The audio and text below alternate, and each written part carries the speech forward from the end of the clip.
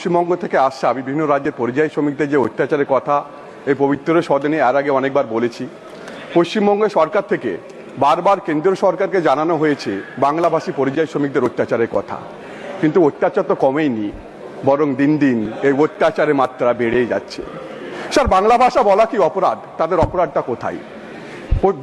দিল্লি থেকে আরম্ভ করে উড়িষ্যা পর্যন্ত যে কোনো রাজ্যে আজকে বাংলায় কথা বললে বাংলাদেশি দাগিয়ে কখনো ডিটেনশন ক্যাম্পে রাখা হচ্ছে, কখনো ডিটেনশন ক্যাম্পে রাখা হচ্ছে। শ্রমিকরা, বাংলার মানুষ দেখছে, বিশ্বাসঘাতক বিজেপিকে দেখছে।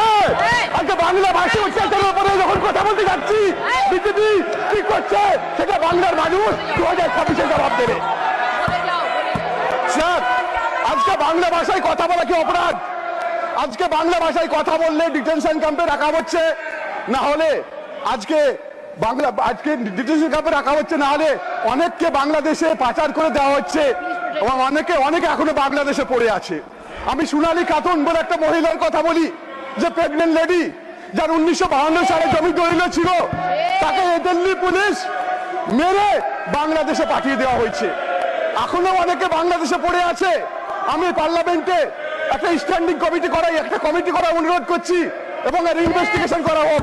এখনো অনেক লোককে পাওয়া যাবে যারা ভারতবর্ষের বাসিন্দা, যারা এখনো বাংলাদেশে পড়ে আছে।